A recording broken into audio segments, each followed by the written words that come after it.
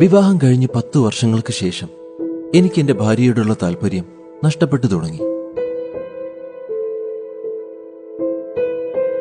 അവൾക്ക് വണ്ണം കൂടുന്നു, ഒപ്പം അവളുടെ വയറിൽ പാടുകളും വിള്ളലുകളും വരുന്നുണ്ടായിരുന്നു. അവളോട് സംസാരിക്കുന്നത് എന്നെ അസ്വസ്ഥനാക്കിക്കൊണ്ടിരുന്നു. അതുകൊണ്ട് ഞാൻ അവളോട് സംസാരിക്കുന്നത് നിർത്തി.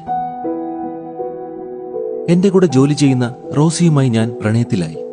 കൂടുതൽ സമയവും ഞാൻ അവളോടൊപ്പം ചിലവഴിച്ചു. എന്നിരുന്നാലും ഒരു ദിവസം എനിക്ക് വളരെയധികം കുറ്റബോധം തോന്നി. അതിനാൽ ഞാൻ എന്റെ ഭാര്യയുടെ കൂടെ ഭക്ഷണം കഴിക്കാൻ പുറത്തേക്ക് പോകാൻ തീരുമാനിച്ചു.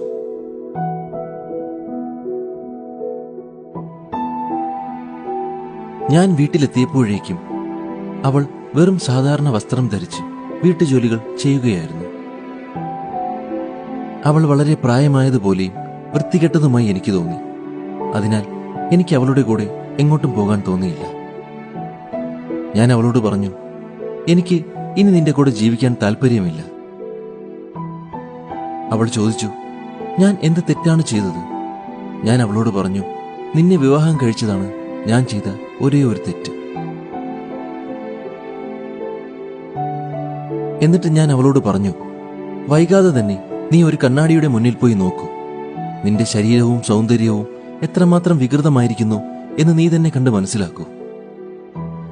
എന്റെ ഭാര്യയെയും 2 കുട്ടികളെയും ഉപേക്ഷിച്ച് ഞാൻ വീട് വിട്ടിറങ്ങാൻ തീരുമാനിച്ചു. എനിക്ക് റോസിയെ ഒരുപാട് ഇഷ്ടമായിരുന്നു. അവളെ കാണാൻ നല്ല ഭംഗിയായിരുന്നു. അതുപോലെ തന്നെ സുന്ദരിയുമായിരുന്നു. ഒരു സ്ത്രീയിൽ വേണ്ടിയിരുന്ന എല്ലാ ഭംഗിയും അവൾക്കുണ്ടായിരുന്നു. അങ്ങനെ 1 വർഷം അവളോടൊപ്പം ഞാൻ ജീവിച്ചു കഴിഞ്ഞപ്പോൾ ഞാനടക്കം വീട്ടിലെ യാതൊന്നിലും അവൾ ശ്രദ്ധിക്കുന്നില്ല എന്ന് ഞാൻ മനസ്സിലാക്കി. അവൾക്ക് അവളുടെ സുഹൃത്തുക്കളുമായി മിണ്ടാൻ മാത്രമേ സമയമുണ്ടായിരുന്നുള്ളൂ. അവൾക്ക് വേണ്ടിയുള്ള വസ്ത്രങ്ങൾ വാങ്ങി എന്റെ ഒരുപാട് പണം നഷ്ടപ്പെട്ടു. അതുപോലെ തന്നെ ഡിന്നറിന് വേണ്ടി ദിവസവും അവളെ വലിയ വലിയ റെസ്റ്റോറന്റുകളിൽ കൊണ്ടുപോകുമായിരുന്നു.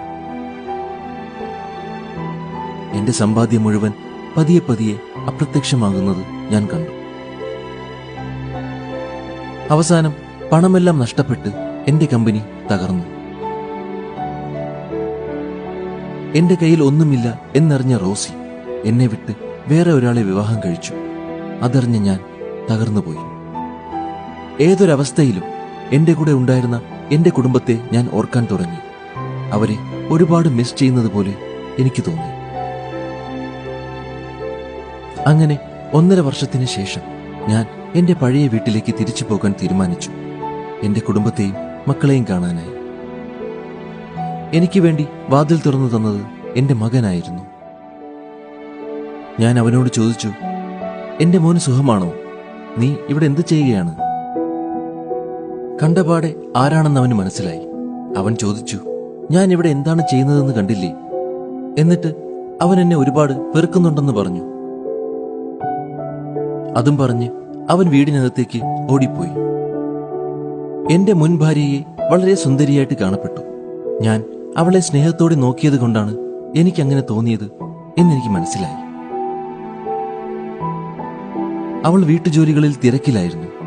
അവൾ വീട്ടിൽ എന്തുമാത്രം ജോലികളാണ് ചെയ്തത് എന്ന് ഞാൻ കണ്ടെത്തിയിരുന്നില്ല. അവളുടെ ശരീരം പോലും ശ്രദ്ധിക്കാനുള്ള സമയം എനിക്കുണ്ടായിരുന്നില്ല. ഇത്രയും വർഷങ്ങൾക്ക് ശേഷം അവളുടെ കണ്ണുകൾ അതേപോലെ തിളങ്ങി. ഞാൻ അവളെ വിട്ടുപോകുമ്പോൾ എന്തുകൊണ്ടാണ് എനിക്കത് കാണാൻ കഴിയാത്തത്? എന്റെ മനസ്സിനോട് ഞാൻ ചോദിച്ചു. അവൾ ചോദിച്ചു, ഇപ്പോൾ നിങ്ങൾക്ക് എന്താണ് വേണ്ടത്? ഞാൻ അവളോട് പറഞ്ഞു, എന്റെ തെറ്റുകൾ എനിക്ക് മനസ്സിലായി. അതിന് ഞാൻ ക്ഷമ ചോദിക്കുകയാണ്. ഇനി ഒരിക്കലും ഞാൻ നിന്നെ വിട്ടു പോവുകയില്ല. അവൾ പറഞ്ഞു, ഇനി ഒരിക്കലും അത് സംഭവിക്കുകയില്ല.